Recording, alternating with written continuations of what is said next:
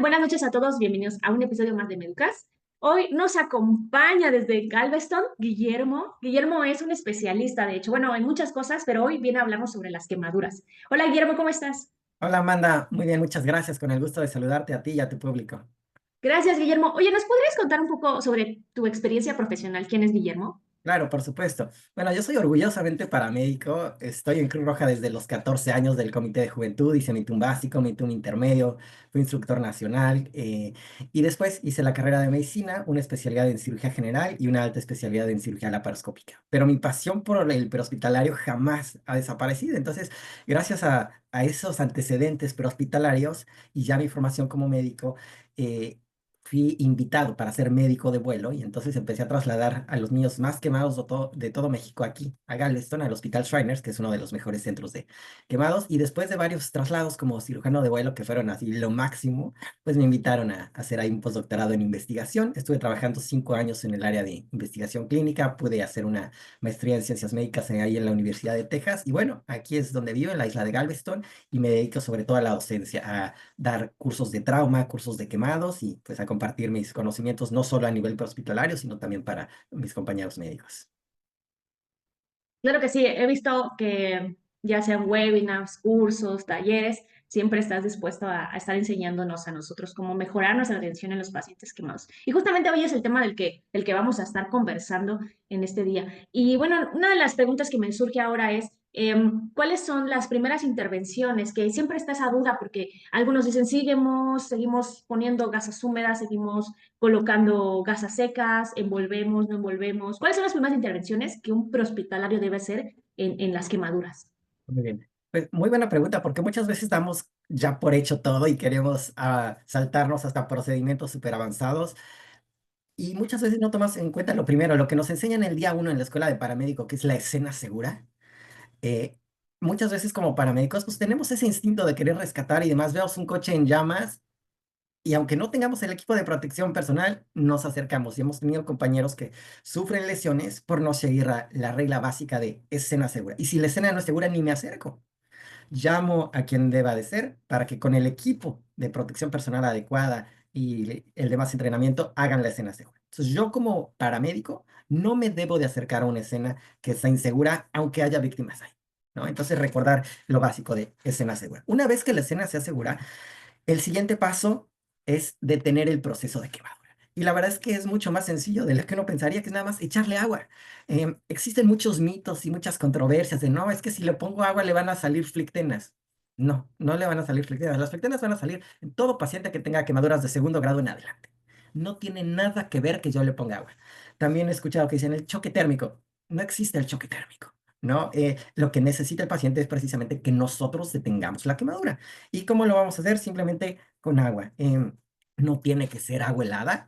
Agua al tiempo es suficiente porque al final del día se trata de enfriar la quemadura. Entonces, el agua que le vamos a poner nosotros, agua de la llave, esa agua va a estar más fría que la temperatura que tiene el paciente y eso va a detener el proceso de quemadura.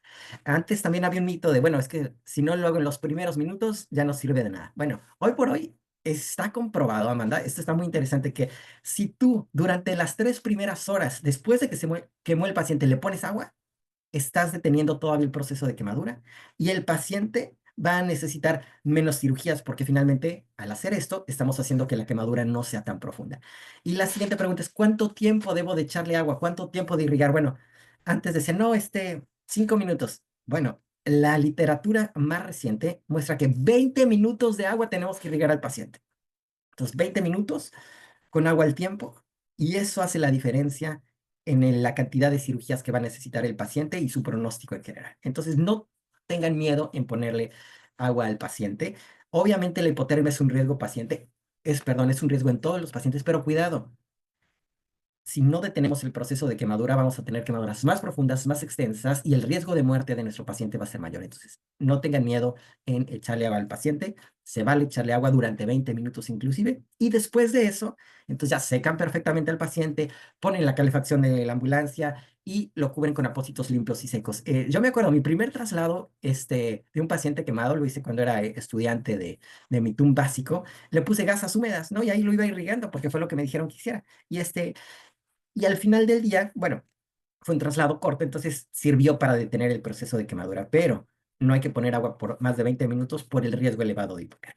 Una vez que irrigamos el paciente con 20 minutos, lo secamos perfectamente, lo cubrimos con lo que tengamos. No tienen que ser apósitos estériles. Si tienen que, bueno, pero si no puede ser una simple sábana, de preferencia que esté limpia, pongan la calefacción de la ambulancia a todo lo que da y eso va a ayudar al paciente. Entonces, detener el proceso de quemadura sería lo más importante. Y después, pues lo que ya todos conocemos, el ABCDE, haciendo un especial énfasis en la A del quemado. Muchas veces los pacientes llegan, como yo, conscientes, hablando, orientados, y te decimos, bueno, pues tiene la vía aérea permeable, no lo intubes. Y es cierto, en ese momento pueden tener la vía aérea permeable, Amanda, pero, como ya saben los que han tomado clases conmigo, todo lo que se quema se dematiza. Ese paciente que estuvo en un lugar cerrado respirando humo, a pesar de que ahorita tenga la vía aérea permeable, ese aire caliente que respiró quemó la vía aérea por dentro. Y al quemarla por dentro, eventualmente va a haber edema y ese edema puede obstruir la vía aérea. Entonces, si ustedes sospechan de lesión por inhalación, intuben al paciente tan pronto como sea posible. No se esperen, porque cuando el paciente ya empieza con estridor, no lo van a poder intubar. Hacer una vía aérea quirúrgica es una opción, pero sin embargo es un procedimiento difícil, y más en el quemado que va a tener la anatomía distorsionada por el edema. Entonces, esa sería la siguiente recomendación en cuanto al manejo de la vía aérea. Intuben tan pronto como sea posible. Lo ideal sería hacer una broncoscopía para decir si está o no quemada la vía aérea, pero ni en los hospitales tenemos broncoscopía. Entonces, con nuestro puro criterio clínico es suficiente para que nosotros tomemos la decisión de intubar al paciente. Yo prefiero que ustedes, como paramédicos, intuben al paciente, aunque no lo necesite, a lo contrario, a que dejen de intubar a un paciente que sí lo necesitaba y por no intubarlo se dematice la vía aérea y fallezca. Me encantó esta parte donde hablas sobre el tiempo de la irrigación. Y pues sí, yo creo que es una discusión recurrente el si lo debes irrigar, ¿no? Como que la discusión recurrente es, pero si ya llegaste, ya no se está quemando, le echas agua, no, y demás. Pero con base en lo que tú acabas de decir y el sustento que has mencionado de las evidencias de que aún 3 horas después de haberse expuesto al fuego el paciente se sigue quemando, entonces hay que tener ese pensamiento crítico, ¿no? De a qué hora estoy abordando al paciente, cuánto tiempo ha transcurrido, analizar la situación y tomar la mejor decisión para igual el tiempo límite, o sea, sí hay que regarlo, pero no durante tal vez todo el traslado, sobre todo si va a durar más de 20 minutos, y considerando el riesgo de hipotermia en estos pacientes por quemaduras. Y la última parte que mencionas, que se me hace sumamente interesante, es el manejo de la vía aérea avanzada. Entonces, tal vez uno de los limitantes principales para esta intervención podría ser el equipo. He visto algunos sistemas que no cuentan con un equipo para poder hacer intubación. A veces cuenta con el conocimiento, pero no el recurso físico, o viceversa, ¿no? Cuenta con el recurso físico, pero no el conocimiento. Pero el Claro. hecho de que tú preveas esa situación te puede llevar a solicitar ayuda adicional si es que es viable hacerlo en tu área local donde estás trabajando o movilizar al paciente al hospital para que reciba la atención definitiva. Entonces, como que vuelvo a caer en el punto donde el conocimiento que nos estás transmitiendo más el razonamiento clínico que vas a hacer en el momento te va a llevar a tomar la mejor decisión, tomando en cuenta que, como bien acabas de decir, pues una vez que se dematice la vía aérea, va a ser muy complicado poder resolver o aperturar esa vía aérea. Y si no tenemos experiencia quirúrgica y además, como bien dices, va a haber un cambio físico en la estructura de la vía aérea, pues va a ser difícil que podamos hacer esa intervención sin las habilidades, sin el conocimiento, o con habilidad y conocimiento, con esa dificultad física que ahora me presenta el paciente. Y ahí me surge otra pregunta. Es muy común escuchar el típico, bueno, si tomas un quemado, lo debes llevar a un centro especializado, ¿no? También teniendo en cuenta que muchos países en Latinoamérica o ciudades, incluso dentro de México, pues no tienen un centro especializado para quemados, ¿verdad? Pero supongamos que en el mundo donde sí tenemos o existe la posibilidad, ¿cómo yo decido si este paciente necesita ir o no? ¿Todo los llevo o hay como algún criterio para decidirlo? Claro. Muy bien, Amanda. Bueno, solo te voy a mandar por chat la evidencia de de por qué hay que irrigar a los pacientes 20 minutos. Es una página de internet para que la puedas compartir con el público y que ellos mismos puedan ver los artículos y la ciencia detrás de esto y que no digan, ah, bueno, pues es lo que dice el doctor Fonserrada. No, es lo que está la ciencia, ¿no? Está la evidencia ahí y hay que seguirla. Em, Ahora, ¿a qué pacientes hay que llevar a un centro de quemados? Bueno, primero, como dices, nuestra realidad en México y Latinoamérica es muy distinta a aquí en Estados Unidos. Aquí en Estados Unidos hay un quemado, llega el helicóptero, lo lleva al centro de quemados y todo perfecto. ¿Qué pasa en México? No hay centros de quemados y los que hay están saturados o no tienen equipo, no tienen cirujano. Entonces, dice uno, bueno, ¿qué hago? En el mundo ideal, cuando tengo un centro de quemados, hay criterios de referencia. Por ejemplo, todos los pacientes que tienen quemaduras de segundo grado en más del 10%, que la verdad no es mucho, deben de ser atendidos en un centro de quemados. Todos los pacientes que tengan quemaduras de tercer grado, por pequeñitas que sean, deben de ir a un centro de quemados. ¿Por qué? Porque al final del día toda esa piel quemada hay que quitarla, hay que poner un injerto y demás, cosa que en los centros de quemados tienen toda la experiencia y equipo para hacerlo. También todas las quemaduras químicas deben de ser atendidas en un centro de quemados. Muchas veces la quemadura química de manera inicial no se ve tan aparatosa, pero ese químico, ese ácido o ese álcali está penetrando la piel y haciendo lesiones muy profundas que inclusive pueden poner en riesgo la vida del paciente. También todas las quemaduras eléctricas deben ser atendidas en un centro de quemados. También muchas veces vemos, no sé, un dedito quemado de la mano y otro del pie. Y dices, ah, bueno, pues no es nada, son dos deditos. Pero ¿por dónde pasó toda la energía eléctrica? Pues prácticamente por todo el cuerpo, cosa que nosotros no podemos ver. También todas las lesiones por inhalación deben de ser atendidas en un centro de quemados. Si ustedes tienen la sospecha que su paciente haya respirado humo, no le den dos vueltas, llévenlo al centro de quemados. También, cuando tenemos niños, quemaduras pediátricas, lo ideal es que sean atendidos en un centro para quemados, que obviamente tengan experiencia en la atención de pacientes pediátricos. Ahora, cuando tenemos trauma y cuando tenemos quemados, ¿a dónde los lleva? ¿Al centro de trauma o al centro de quemados? Bueno, al centro de trauma. Les voy a decir por qué. Porque el trauma pone en riesgo la vida de manera más rápida que la quemadura. Entonces, no sé, si yo sufrí un traumatismo de vaso, y me estoy desangrando por ahí, pues ahí me voy a morir en minutos, a diferencia de una quemadura. Entonces, trauma y quemadura, primero se lleva al centro de trauma y una vez que se resolvieron todas las lesiones que pongan en riesgo inmediato la vida del paciente en el aspecto de trauma, entonces puede ir al centro de quemados.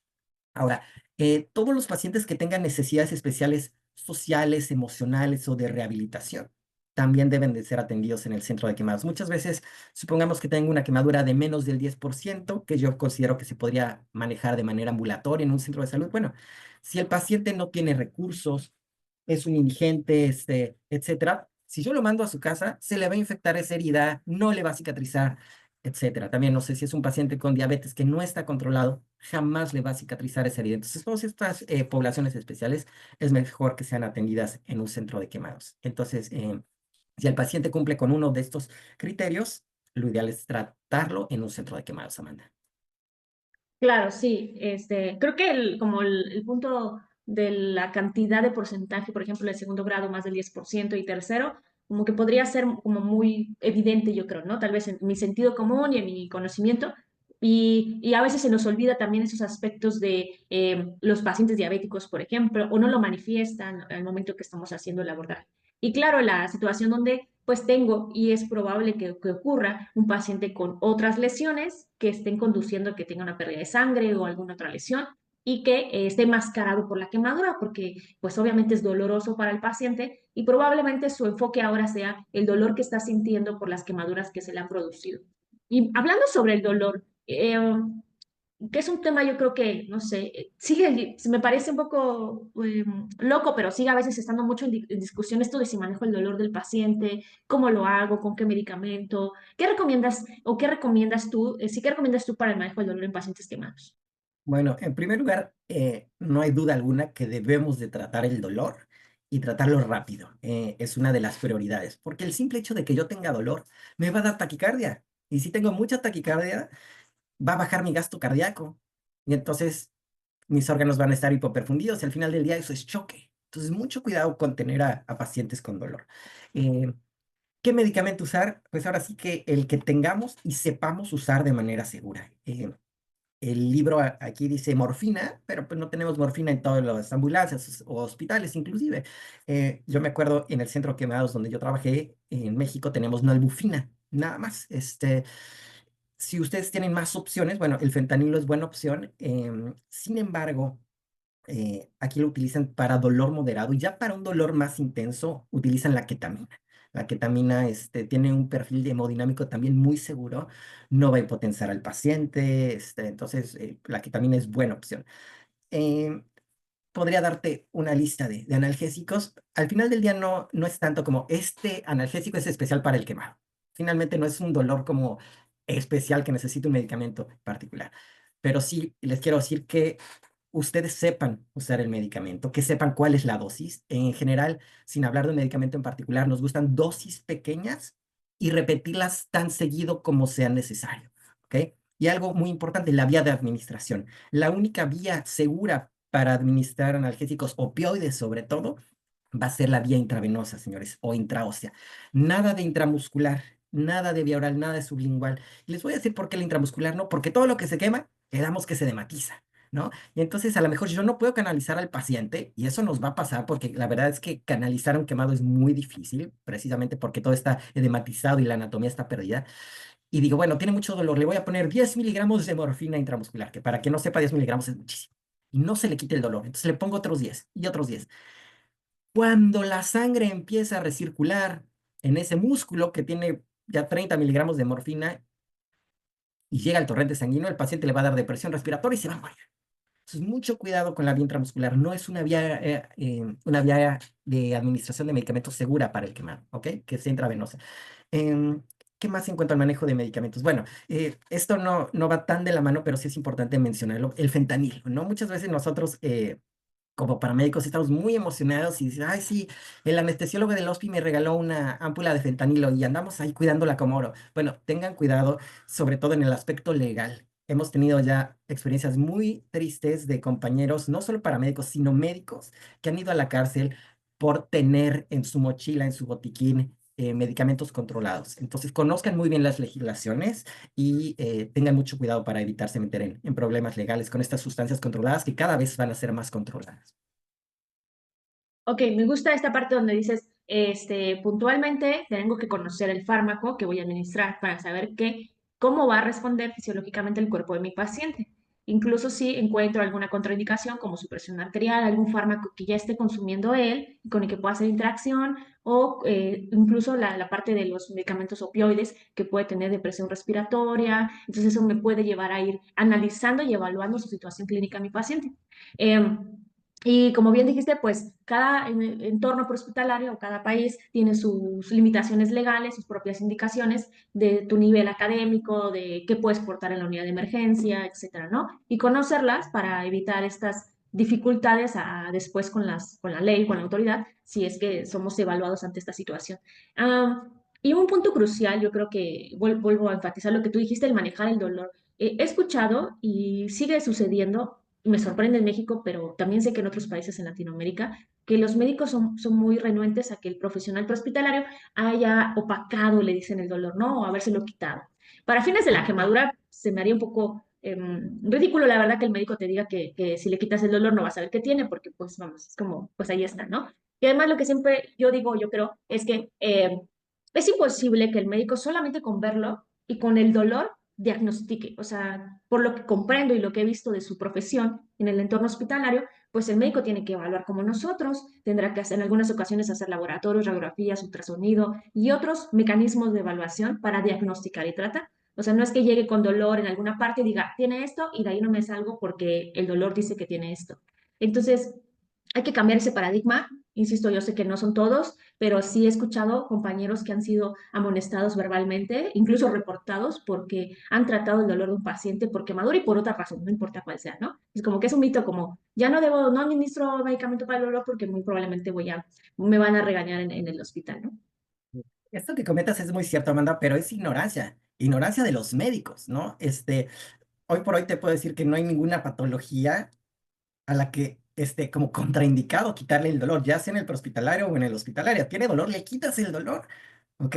Antes, hace mucho decían, no, no le pongas nada porque pues si es un dolor abdominal ya no le va a Mm. doler y como tú dices, no voy a saber qué tiene. No, para eso tenemos laboratorios, ultrasonido, tomografía, etcétera, ¿no? Entonces, mi recomendación es quítenle el dolor al paciente, tengan lo que tengan y aunque los vayan a regañar, al final del día nuestro compromiso es con el paciente, Ujú. con nadie más, ¿ok? Ya si lo regañan, bueno, pues es ignorancia del médico. Igual no se metan en discusiones nunca, por favor, no tienen ningún caso. Pero ustedes hagan lo que tienen que hacer y siempre quítenle el dolor al paciente, tengan lo que tengan. Gracias. Oye, amigo, una última pregunta, yo creo. ¿Algún consejo o recomendación para mejorar nuestros conocimientos en la atención de quemaduras? No sé, mejorarlo, porque al final te lo dieron información superficial o profundamente intermedio, pero pues como la ciencia cambia, necesitamos constantemente actualizarnos y pues justamente tener esas bases para poder atender mejor a mis pacientes. Qué nos sugieres tú? Claro. Bueno, lo primero es lo que te dije de la vía aérea, no les dé si ustedes saben intubar y tienen experiencia, no les dé miedo intubar a un paciente en el que ustedes sospechan lesión por inhalación. ¿Ok? Ese sería lo primero. Ahora, ¿cómo mantenerse al día? Bueno, gracias a Dios hay gente como tú y como yo, apasionados de la educación médica, gente como tú que hace este programa para llegar a mucha gente y poderlos actualizar. Entonces, a la gente, sugerirle que se suscriban a tu canal, a todos tus medios de enseñanza, a tus opciones educativas, que tienes gente muy capacitada y actualizada sobre todo, para que se estén actualizando, asistir a cursos y congresos, ¿no? Donde generalmente se da lo más nuevo, lo más actualizado, y bueno, en particular en el área de quemaduras, tú sabes que yo creé el curso BEAM, Burn Evaluation and Management, especial para que la gente aprenda cómo manejar de manera inicial y evaluar a un paciente con quemaduras severas, entonces, pues la oferta educativa ahí está, búsquenlo y la verdad es que no se dejen de capacitar, no solo en quemados, sino en todo. O sea, yo me acuerdo el ACLS cuando lo tomé por primera vez hace mucho, decía, no, pues ponle un shock de 360 y repítelo y las compresiones y todo. Y ahorita la ciencia es totalmente distinta, ¿no? Entonces, por ejemplo, ahorita estoy repasando la TLC, aquí tengo la 10ª edición, está por salir la 11ª ya en unos meses, voy a ir al lanzamiento de eso también, aquí tengo mi ACLS con los últimos cambios del 2020, entonces no se dejen de actualizar y de tomar cursos, la verdad es que es muy apasionante y lo más importante es el compromiso que tenemos con el paciente, ¿no? Darle la mejor atención con la evidencia disponible. Claro, sí. Y algo que yo quiero rescatar es que algo que hemos conversado en los últimos episodios de otros temas, pero también ha salido a conversación la parte de educación continua y que, no sé, pero yo cuando era estudiante, tal vez no existía tanta tecnología, o sea, había internet, ¿sabes? Pero si yo quería investigar algo, al menos en su momento cuando era niña, no tenía una computadora. O sea, no teníamos el recurso para tener una computadora, tenía que ir a investigarlo, a un ciber, conectarme y investigar.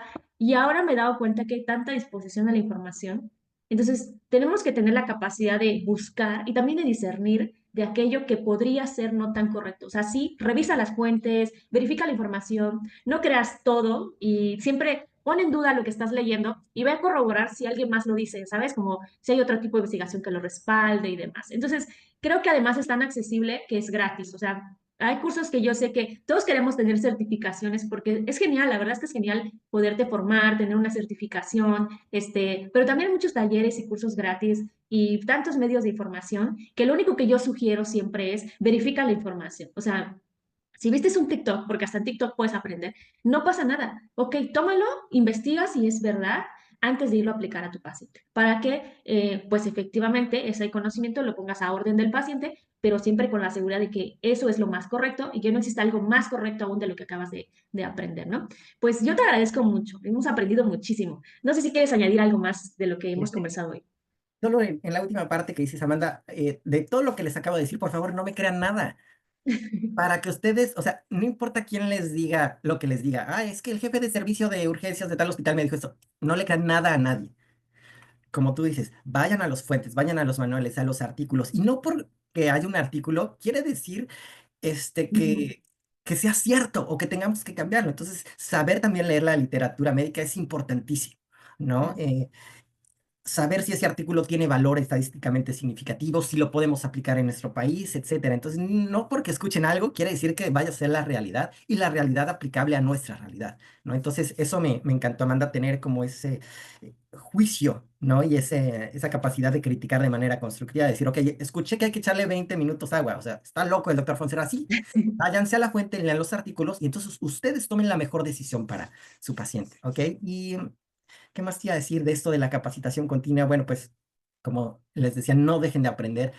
A cada ratito están cambiando los protocolos de todo, ¿no? La medicina que se Ujú. practicaba, pues, literalmente el año pasado ya no es la misma la que se debe de practicar hoy. Entonces, por favor, no se dejen de capacitar. Y mencionabas lo de los costos también. Muchas veces decimos, ay, no, si no es gratis, no tomo el curso. Claro. Pero ¿qué tal nos vamos de antro y nos gastamos miles de pesos o que si las uñas, el cabello, etcétera? Entonces, yo creo que si estamos en esta profesión, debemos de invertirle a nuestra capacitación y a nuestra formación. Y vale la pena tener certificaciones. Sí, así es. Sí, tienes toda la razón y coincido contigo. Pues de verdad, muchísimas gracias.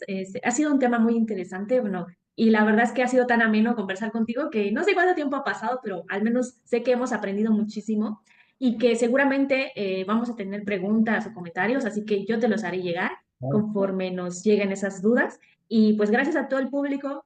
Sigan a Memo, él comparte mucha información, siempre está actualizándose, da muchos talleres y webinars. Entonces, yo les sugiero que pues igual lo sigan en sus redes sociales, vean que podemos seguir aprendiendo y pues siempre es importante como seguir esa educación continua para el bien de nuestros pacientes. Muchísimas gracias, Guillermo, por tu tiempo y por compartir con nosotros hoy.